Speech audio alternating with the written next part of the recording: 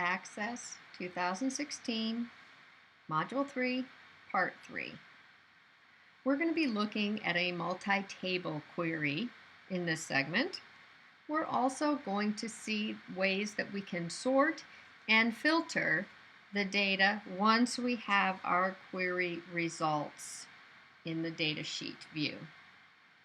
Let's get back into our Riverview database, and we're going to begin creating another query.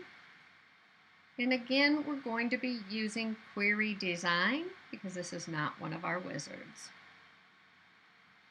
So this time we're going to use more than one table. So I'm going to add the animal table, and then I'm going to add the visit table. Now, notice if you added the wrong one,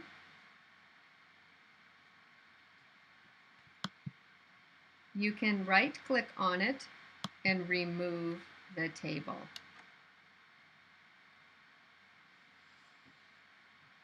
Again, I always like to hover over that bottom border, getting the arrows, so I can enlarge it down and see all of my fields.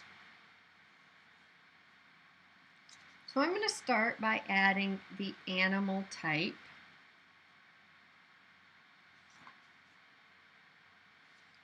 And then I'm going to add the animal breed,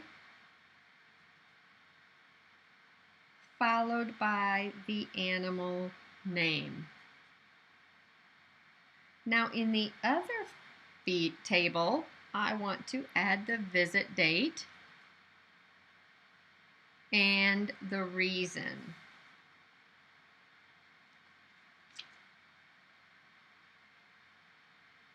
And now I have all my fields in there, so I'm going to go ahead and click Run. And you can see in our data set, we now have information from 2 files. Now because these files are connected in a one-to-many relationship, I have one animal ID, but they can have multiple visits. So as you see here, you can have the same pet come in multiple times, and you see the reason and the date for each of those visits. So let's go ahead and save this query. We are going to call it Animal Visits.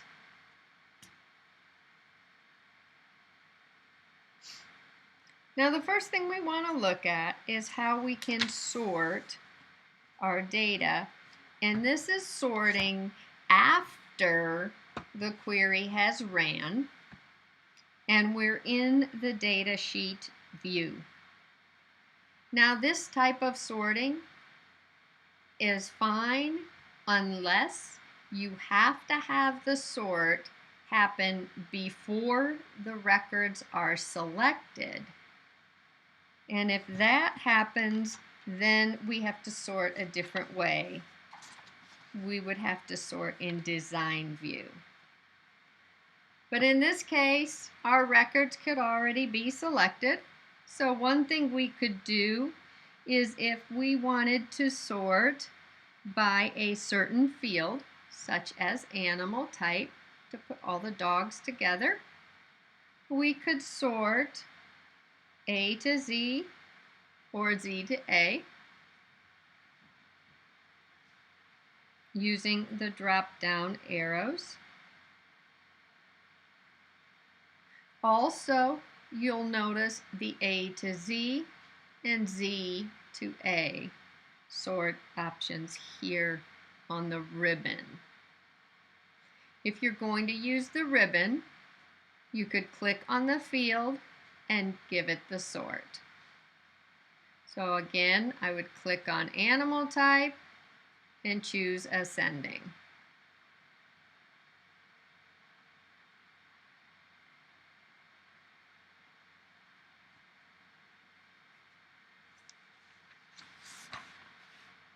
going to go ahead and remove the sort.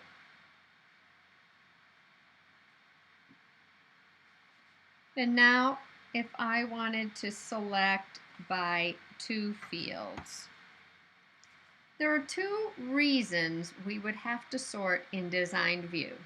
In Design View, we can sort by multiple fields, or also in Design View, if I have to have the sort happen before the records are selected, you must do it in Design View.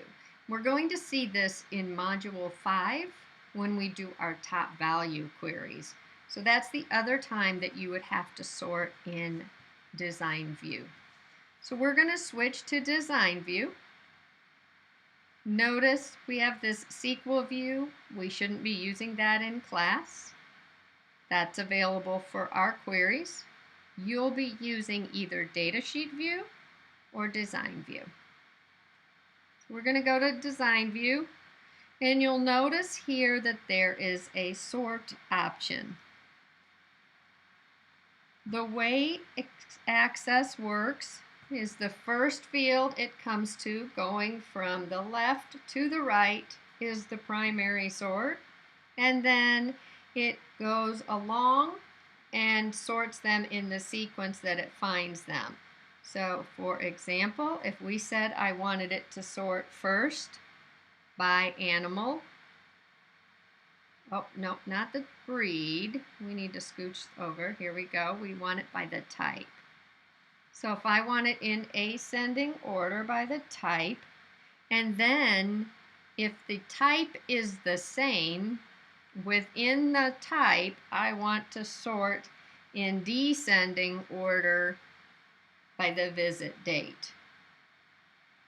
So it'll use the animal type first, then if animal type is the same, it will sort by visit date within that. Now when you click Run, it will be in that sort option when the records are selected. Let's go ahead and save this.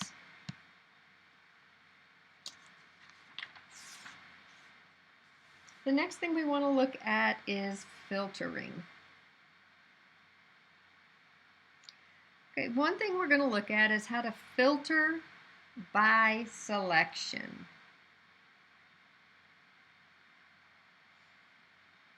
So let's look at a record that has the word dog in it. So I'm going to scroll down and find that, and I'm going to highlight the word dog. Then I'm going to say selection equals dog, and it will only give me those.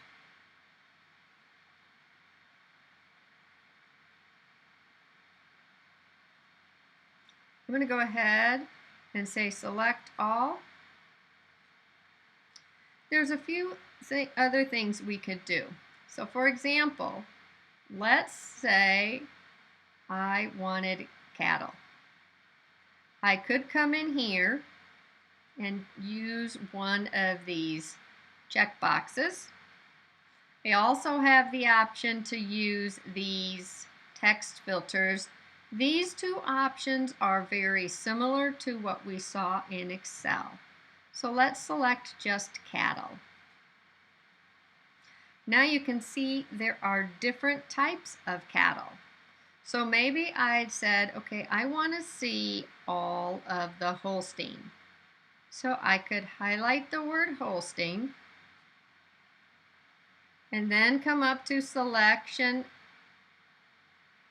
Notice the little filter with the lightning bolt, and it says selection. This is filtering by selection.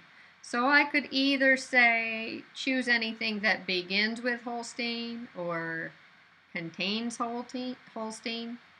I'm going to go ahead and say beginning. And you can see no matter what number followed, it still selected them.